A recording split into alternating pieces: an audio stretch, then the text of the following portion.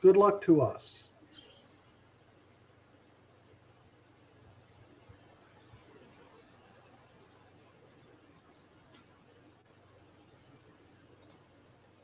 Welcome, everybody, to today's session. I'm happy to see that you're joining us again. This is, I think, our fourth in our career workshop series, and we're planning to do many more on a weekly basis. And one of the things to know is that this is going to be recorded. So for those of you that are watching this afterwards, welcome as well. Today, we will be speaking about resume writing tactics for mid and senior level professionals. These are tactics. They are guideposts more than they are specific writing tips, and they will focus on how your resume is received by an interviewer. If you walk away with anything from this, that ought to be the one thing.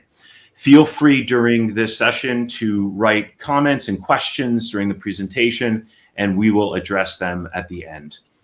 By way of introduction, I'd like to let you know that I lead Flycast Executive Search. We are a boutique executive search company focused on the consulting and software industries.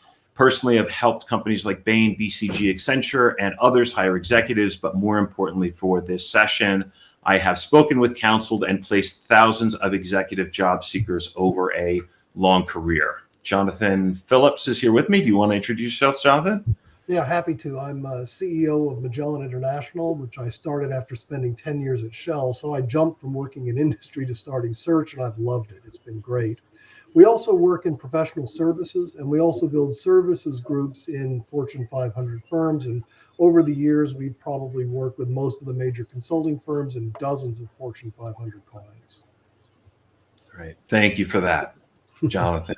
And let's see. So we're going to start with the question, which may seem obvious to start with, but I think it's a really important question to ask before we get into how do you actually create a resume. What is a resume for? So, Jonathan, I'm going to throw these individual topics out to you for comment. So, number one, a resume is for opening the door to the conversation.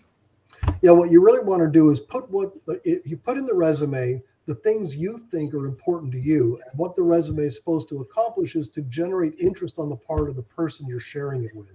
So what is it for? It's for sharing and creating a document to start a conversation that reflects your interests and should also be relevant to the person that is looking at your resume. Okay, a resume is for preventing a false negative selection. Yeah, very important that you put in the resume what you've really done, your accomplishments, the things that have been done in reverse chronologic order, which is always the easiest for the interviewer. Where have you worked most recently? Make sure you've got the titles, make sure you've got quantifiable accomplishments so that the person doing the interviewing can see exactly what you've done. That way they can frame your experience with their needs. Yeah, and one of the things that you really want to do here is not create something that's going to create a problem, right? So don't trip yourself up by creating a resume that has you selected out of something that you might be good for. And we'll talk about how to do that a little bit later in the discussion. A resume is a guide for your interviewer.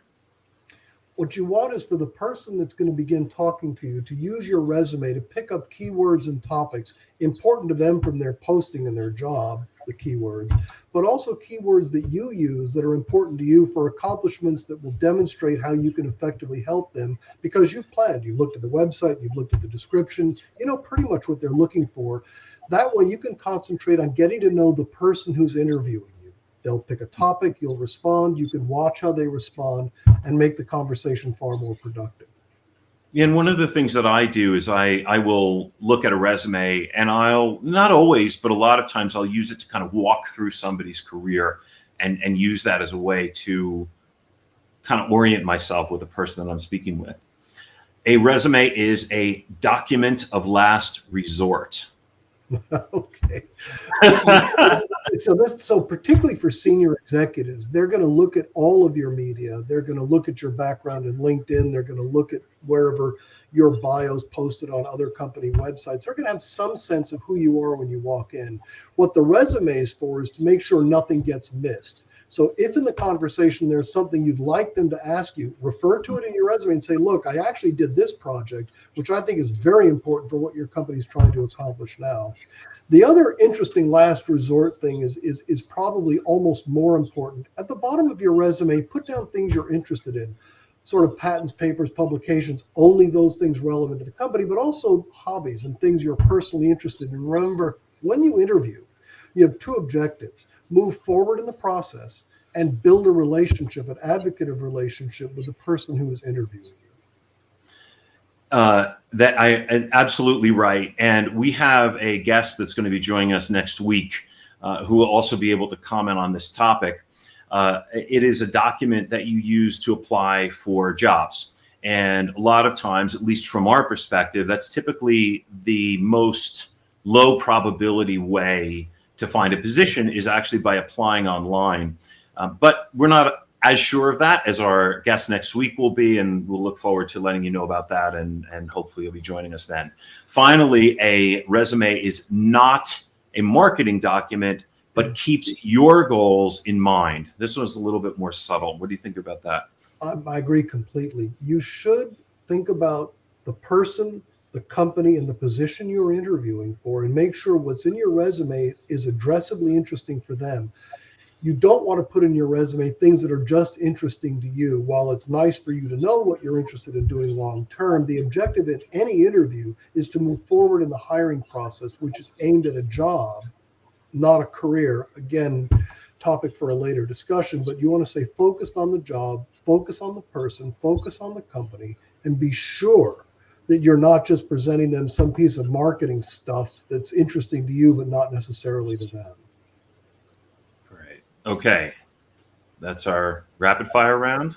That was fun. Okay. So, all right. So we've gotten past that. So now what do you do? So you know all of this now. I'm sure that you've all absorbed all of that in the last 5 minutes or 4 minutes or whatever. But now what do you do? How do you actually set up your resume, and what things should you keep in mind when writing your resume? Why don't you take number one, Jonathan? I'll take number two. Yeah, it's really critical. An ounce of prevention is worth a pound of cure. Could never be truer, particularly in a job search.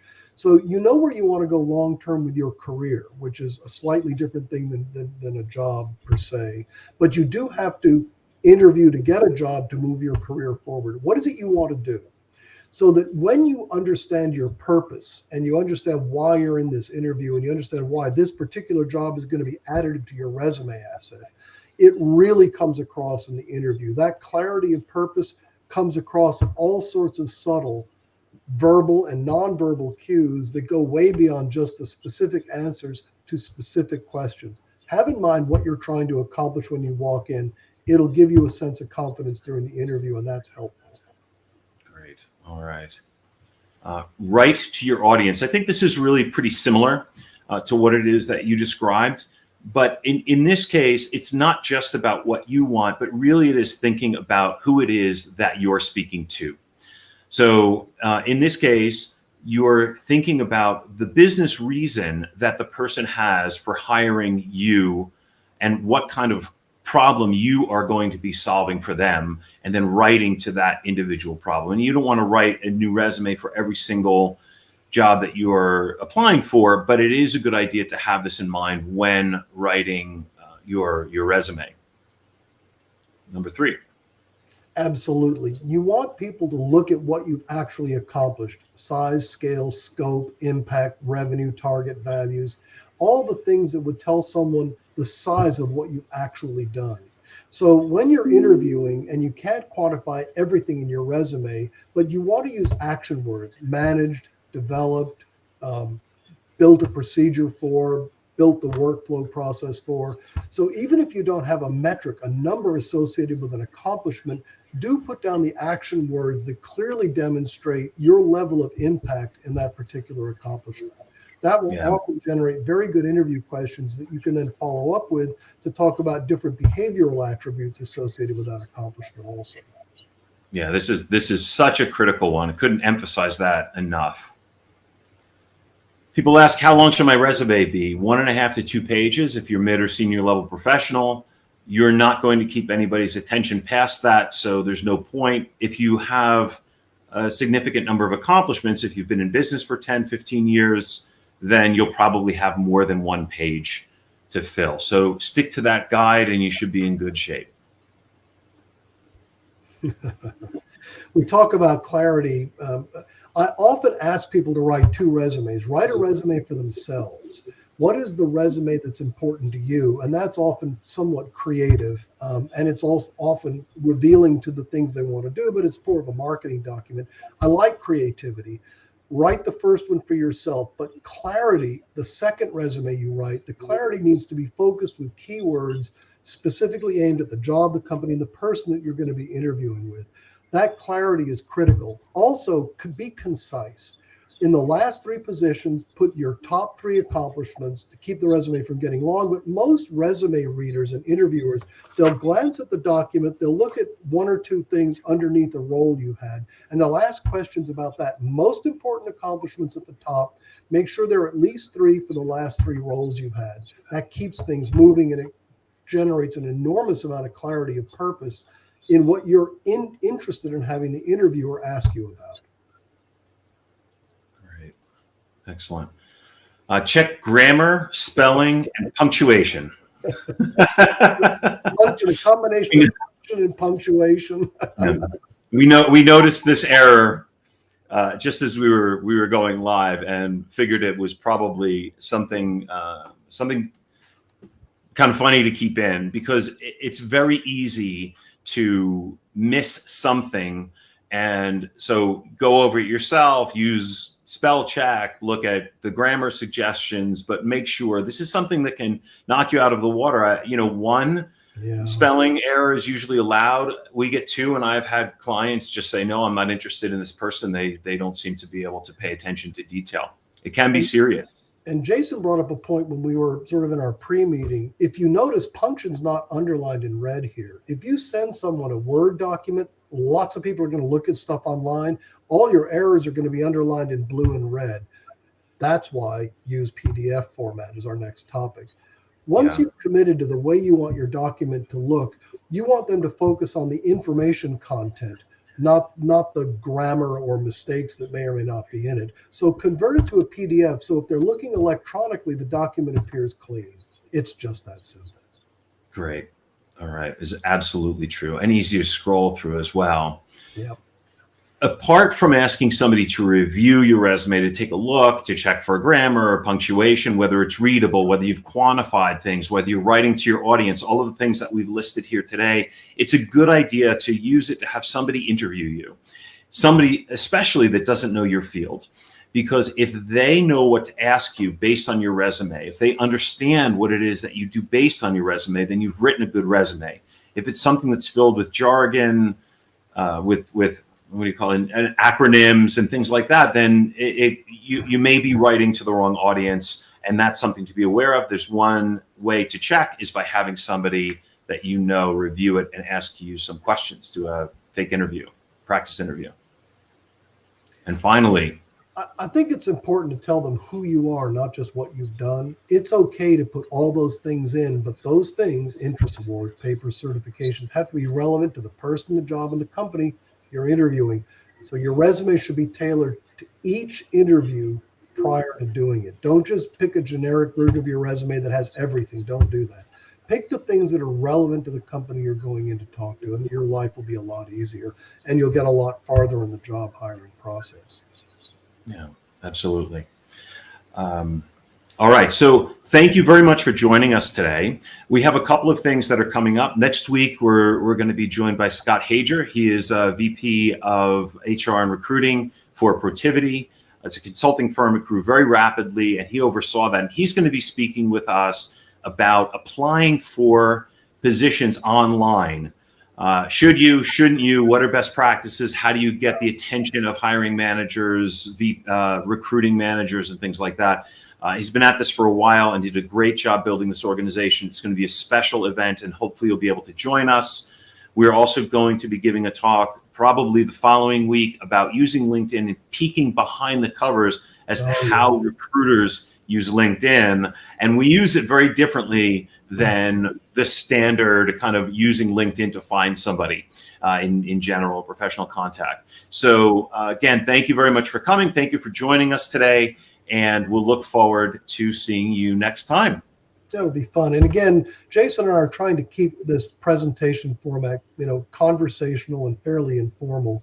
If you've got questions or you'd like to see a recording of this later, don't hesitate to reach out to either of us anytime. The more formal stuff we do is quite a bit different. Enjoy doing that also. But we're really doing this series to help people who are kind of in the middle of the job search business and just want to try and help. All right. Thanks very much, everybody. See you next time. If we get any questions,